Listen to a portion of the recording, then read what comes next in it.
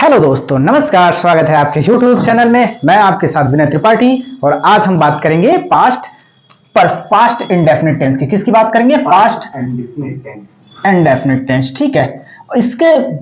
इससे बात करने से पहले मैं कुछ रिवीजन चाहूंगा, जो कि प्रेजेंट इंडेफिनिट पढ़ चुके हैं, प्रेजेंट कॉन्टिन्यूअस आप लोग पढ़ चुके हैं, और प्रेजेंट परफेक्ट और प्रेजेंट परफेक्ट कॉन्टिन्यूअस। तो आप बताइए प्रेजेंट इंडेफिनिट टेंस क्या होता है? इंडेफिनिट टेंस में एस और ईएस सब्जेक्ट प्लस एस और ईएस वर्ब का फर्स्ट फॉर्म प्लस ऑब्जेक्ट। बिल्कुल सही जवाब। आप बैठ जाइए।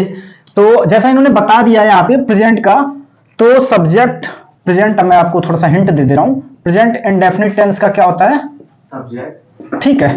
प्रेजेंट इंडेफिनिट का सब्जेक्ट प्लस वर्ब का फर्स्ट फॉर्म एस या ईएस प्लस ऑब्जेक्ट। ये आपका स्ट्रक्चर है अगर प्रेजेंट इंडेफिनिट की बात की जाए। मुरली मैं ये कहना चाहूंगा कि अगर कॉन्टिन्यूअस की बात की जाए तो कॉन्टिन्यूअस में आप याद रखिएगा subject plus verb, subject plus is am are plus verb का first form plus I N G plus object. अच्छा, इनको बात करने से पहले मैं बात करूंगा इज एम आर कहां से लिए गए हैं, किसका फॉर्म है ये?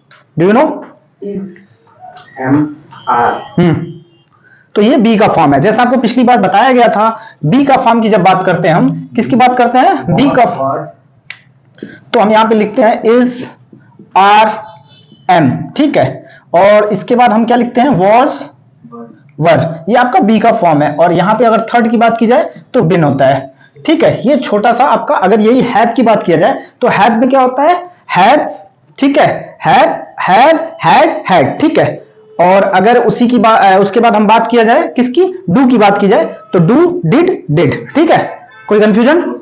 ओके, आगे बढ़ते हैं। तो आज हम बात करेंगे पास्ट इंडेफिनिट टेंस की। पास्ट इंडेफिनिट टेंस में जब भी बात करते हैं हम इवेंट की बात करते हैं, यानी कि बीता हुआ कल की बात करेंगे। जो हमने कर चुके हैं पहले उसकी आज हम बात करेंगे। ठीक है। यानी कि बीता हुआ कल, जैसे कि तुम कल स्कूल गए थे। तो टेल मी। तुम कल स्कूल गए थे। ये इवेंट की बात हो रही है। इवेंट की बात नहीं हो रही, इसका ट्रांसलेशन कीजिए आप कृपया। तुम। हाँ या ठीक है, सही बता रहे हैं आप। तुम स्कूल गए थे। सबसे पहले मैं स्ट्रक्चर बताना चाहूंगा। स्ट्रक्चर क्या होता है? सब्जेक्ट प्लस वर्ब का सेकंड फॉर्म प्लस ऑब्जेक्ट। ठीक है। ये आपका है प्रेजेंट पास्ट इंडेफिनिट टेंस का। ठीक है। सब्जेक्ट प्लस वर्ब का सेकंड फॉर्म प्लस ऑब्जेक्ट। कोई दिक्कत?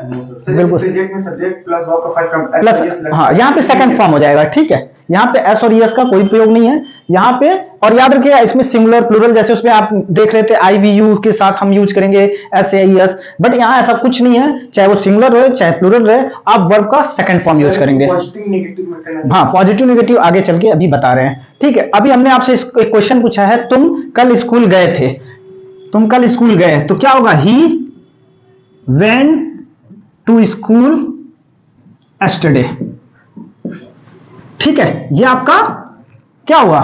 तुम का जगह आप यू डाल सकते हैं, वह भी डाल सकते हैं, वह स्कूल कल गया था। ठीक है। तो आपका क्या होगा? He went to school yesterday.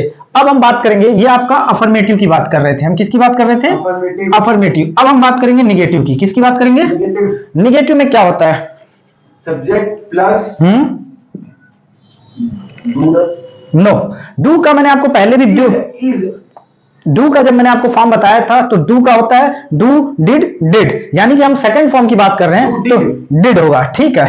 तो यहाँ पे डिड का, डू का फॉर्म डिड निकल गया। और यहाँ पे नॉट प्लस वर्ब का फर्स्ट फॉर्म प्लस नहीं, सेकंड फॉर्म आपका जो डिड, ये क्या है?